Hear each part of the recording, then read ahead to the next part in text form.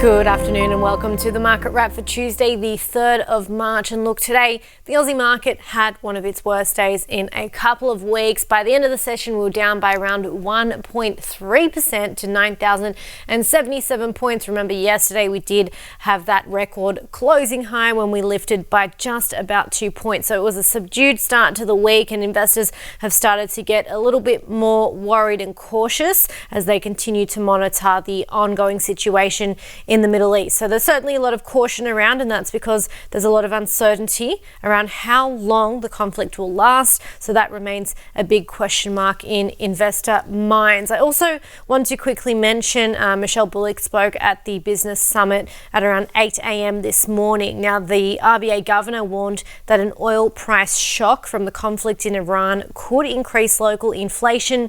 She added that it's too early to say what the impact will be, saying events are moving rapidly and there are different ways this could play out, but the potential implications for inflation expectations is something the RBA is very alert to. And there's also another side to the story where the conflict could slow the world economy and reduce inflation over time. So it's very much evident that the situation will need to be assessed as it plays out. And Michelle Bullock reiterated, as is always the case, that she's reluctant to give more guidance on the direction of monetary policy. So it's very much a wait and see situation at the moment, but at the moment it does look like we're still going to get a rate hike by May this year in terms of market pricing. Now, it was mostly a sea of red right across the board in terms of the different sectors. Energy was the only sector posting an improvement as oil prices jumped by 7% last night and extended gains in today's session on the back of those tensions, and also following reports that Iran has closed the Strait of Hormuz, which is a critical source of global supply, with around 20% of the world's oil passing through there. So the energy sector is sitting at a 1.5-year high. You can see consumer staples just edged higher, but mostly ended flat. But look, all the other sectors were under pressure today. You'd think gold stocks might have improved on the back of higher gold prices amid heightened safe haven demand, but it looks like investors were taking some profit given that the gold subsector fell by around 3% today. That's after the sector hit a record high yesterday. The materials sector also hit a record high yesterday, but you can see gold miners weighed in the materials space and really some broad weakness within that mining space. It was the worst percentage performer today, down by 3.1%.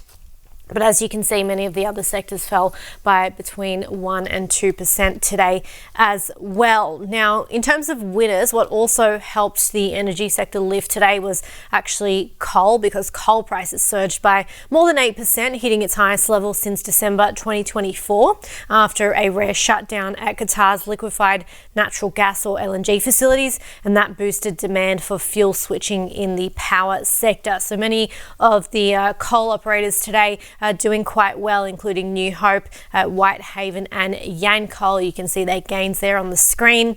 And we should mention fund manager Magellan, because it was a real outperformer today with its shares up by over 20%, while the broader market fell by around 1.5%. So certainly outperforming. Now, this comes after news that the company plans to merge with Aussie investment banking firm Barrenjoey Capital Partners in a $1.6 billion deal in what some analysts are calling a game changer for the company. Now, the merger would create a full service investment bank which will be able to deliver to a broader base of clients. Magellan has successfully raised $130 million from institutional investors, and it does plan to raise another $20 million from retail investors to help fund that proposed merger. And of course, that news today drove its share price to its highest level since August last year. Now, on the losers list, location tracking app Life360 was down by over 17% today after posting its earnings. Now, it did report record results across a ton of metrics, including monthly active users, which surged to 95.8 million monthly users.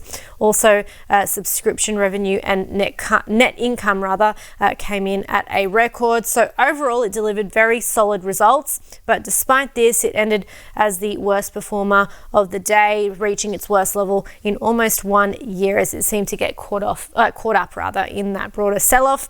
Capstone Copper announced record revenue, but its results still failed to meet market expectations, so you can see its shares down around 8% today. Treasury Wine Estate fell despite a substantial shareholder upping their stake in the company from 6 to 7%.